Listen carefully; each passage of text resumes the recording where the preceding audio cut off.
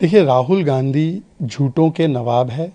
वो भारतीय राजनीति के पिनोकियो है, लीडर ऑफ प्रोपेगेंडा है। झूठ बोलना उनकी फितरत में है और इसीलिए भारत की अर्थव्यवस्था तो अलाइव एंड किकिंग है। ये तो अब आंकड़े दिखा रहे, 7.4% की ग्रोथ रेट है। पिछली बार 8.2% था। फास्टेस्ट ग्रोइंग लार्ज इकॉनमी हम कई वर्षों से है, 11वें से चौथे स्थान पर पहुंच गए। परंतु राहुल गांधी बोलते इकॉनमी डेड है, मैन्युफैक्चरिंग डेड है, बर्लिन में जाकर भारत की बदनामी करते हैं। दरअसल राहुल गांधी का पॉलिटिकल करियर डेड है, रघुराम राजन के प्रॉस्पेक्ट्स डेड है। इसीलिए ये भारत के खिलाफ झूठ उगलते हैं। ये मोदी विरोध में भारत के संवैधानिक संस्थाओं पर, सेना पर, सनातन पर और अर्थव्यवस्था पर झूठ फैलाते हैं। आज जो ये ग्रोथ रेट आई है, हम लोग हाईएस्ट एफडीआई भी ले रहे हैं, हाईएस्ट फॉरेन एक्सचेंज रिजर्व भी है, हाईएस्ट मैन्युफैक्चरिंग भी है, लोएस्ट एनपीए, लोएस्ट इन्फ्लेशन। और मनमोहन सिंह जी के ज़माने में क्या था? हाईएस्ट इन्फ्लेशन था। आज राहुल गांधी को माफ़ी मांगनी चाहिए। तुर्कमान गेट पे जिस हिसाब से स्टोन पेल्टिंग हुई, दिल्ली पुलिस की तरफ से कार्रवाई भी शुरू कर दी गई है, एफआईआर भी होगी, एक ऑपरेशन यूनिट बनाया गया, उसमें स्पेशल इंस्पेक्टर को अपॉइंट किया गया और उसके तहत जो भी कार्रवाई होगी उसको आप कैसे देखते हैं? देखिए, ये दुख की बात है कि जब कोर्ट के आदेश पर अवैध अतिक्रमण हटाने के लिए कानूनी कार्रवाई, कानून सम्मत, और वो भी वहाँ की अमन कमेटी, बाकी की कमिटीज़ को कॉन्फिडेंस में लेते हुए की जाती है, तो कुछ ऐसे अराजक तत्व एक सांसद के, समाजवादी पार्टी के सांसद के भड़काने बहकाने पर जाकर पथराव करते हैं पुलिस पर, ऑफिशियल्स पर। और इस किए गए पथराव का कवर फायर, बचाव करने का काम भी समाजवादी पार्टी के नेता एसटी हसन करते हैं। इसको मैं कहता हूं बीबीसी। ये पहले भड़काएंगे, बहकाएंगे और फिर कवर फायर देंगे। कोई मस्जिद को छुआ नहीं गया, मस्जिद की एक ईंट को छुआ नहीं गया, पर मस्जिद टूट गई, मस्जिद टूट गई ये कहकर वहां पर पथराव कराया गया। और अवैध अतिक्रमण पर भी अब ये गुड अतिक्रमण और बैड अतिक्रमण, सेकुलर अतिक्रमण और कम्युनल अतिक्रमण किया जा रहा है। मतलब कि अगर कोर्ट के आदेश पर अतिक्रमण हटाने जाए तो उसमें सेकुलरिज्म खतरे में आ जाता है। तो ये विशेष जमात है जो कभी उमर और शर्जील को बेल ना मिले तो मोदी तेरी कब्र खुदेगी चिल्लाएंगे। अगर अतिक्रमण हटाने का आदेश हो तो ये लोग प्रोपेगेंडा फैलाकर पत्थरबाजी करेंगे। ये देश विरोधी तत्व जो है, इनको भड़काने का काम भी एक विशेष लॉबी करती है, उनको भी चिन्हित किया जाना चाहिए। जी। CM MK Stalin said that recently Union Minister Amit Shah visited Tamil Nadu and you have listened him in the news as well that one begins to wonder, was that Amit Shah ordered defamation Shah? Such an extent to which he spoke on the contrary fact. Amit Shah left after stating that the Tamil Nadu is functioning in a manner that puts an end to Hindu religion, belief and right to worship. How do you see his statement?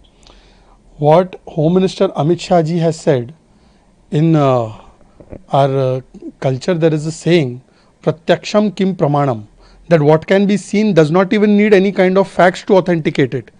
Sir, Mr. Stalin, just now your government has shown the double face, the hypocrisy you have. On one hand, Dargah side is allowed all kinds of freedom to do their festivities, and the Hindu side, when it gets the right from the single judge that yes, they can light the Deepam at the Deepathun, you prevent it. Then when the High Court division bench also says that yes, this is a correct order and the Hindus have the right, then you go to the Supreme Court, you threaten the single judge, you bring impeachment motion against him. This shows your mindset is anti-Hindu and anti-Samvidhan.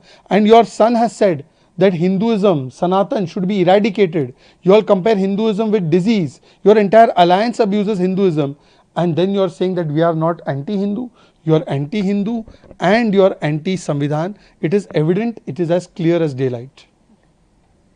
के और तमिलनाडु के जो CM है, DMK leader और तमिलनाडु जो CM है MK Stalin, उनका कहना है कि अमित शाह जी ने जो स्टेटमेंट दिया उससे पता नहीं चल पा रहा है कि खुद अमित शाह बोल रहे थे या डिफेमेशन शाह बोल रहे थे। उन्होंने बोला कि जिस तरह से अमित शाह जी ने हिंदूज को लेके, तमिलनाडु में हिंदू की चीज़ों को लेके बोला है वो बहुत गलत है और वो इट्स नॉट फैक्चुअल। आप इसको कैसे देखते हैं? देखिए, प्रत्यक्षम किम प्रमाणम, जिस प्रकार से आज तमिलनाडु में हिंदू होना श्राप बन चुका है, क्योंकि डीएमके की सरकार हिंदुओं को दूसरे दर्जे के नागरिकों की तरह ट्रीट करती है और इसका प्रमाण देने की आवश्यकता नहीं। आज ही देखिए क्या हो रहा है भाई। दीपथून पर दीपक जलाने का अधिकार जज ने दिया था हिंदुओं को, संवैधानिक अधिकार है, उनके अधिकार पर कुठाराघात किया डीएमके की सरकार ने, और फिर जज के खिलाफ इम्पीचमेंट मोशन लाया उनको डराने के लिए।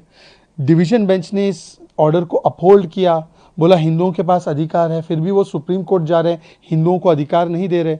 और दूसरी तरफ दरगाह जो होती है उसको तो हर चीज़ अलाउ कर देते हैं। और ये वही पार्टी है जिसने सनातन इरेडिकेट करना है, हिंदुइज्म को गाली देना है, हिंदुइज्म को डिजीज बोलना है, और पूरा अलायंस ही हिंदू विरोधी है और संविधान विरोधी है। इसमें और प्रमाण की आवश्यकता क्या है? अमित शाह जी ने बिल्कुल सही बात बोली है। जी, मैं कुणाल घोष, उनका कहना है कि एसआईआर को प्रोसेस को तुरंत बंद कर देना चाहिए। ये प्रोसेस बिल्कुल भी ठीक तरह से काम नहीं कर रहा है, ये सिर्फ बीजेपी के एजेंडा को जो है फुलफिल कर रहा है। देखिए, घुसपैठिया बचाना है, इसलिए एसआईआर पर निशाना है। ये इनका पुराना फसाना है। एक समय था कि टीएमसी और उनकी नेत्री ममता बनर्जी कागज़ उछालकर फेंकती थी सोमनाथ चटर्जी पर और कहती थी यूपीए सरकार और लेफ्ट सरकार ने मिलकर घुसपैठियों को बसा दिया है, वोटर बना दिया है बंगाल में। ये 2005 की बात थी। और 2025-26 आते आते ममता बनर्जी और टीएमसी घुसपैठियों के साथ हो गई है, क्योंकि वो उनका वोट बैंक है। और ये मैं नहीं कह रहा हूँ, अधीर रंजन चौधरी जी ने बयान दिया है कि 40 लाख घुसपैठी, 40 लाख फेक वोटर्स का वोट बनाने का काम ममता बनर्जी ने करवाया है पिछले कुछ सालों में, जब यूपीए की सरकार थी।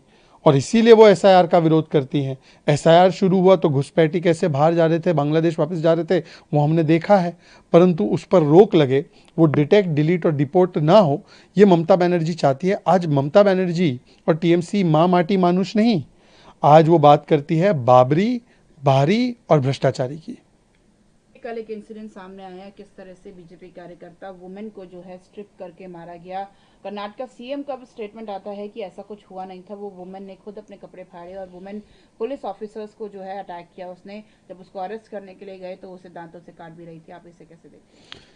ये लड़की हूँ लड़ सकती हूँ का कर्नाटका वर्जन है।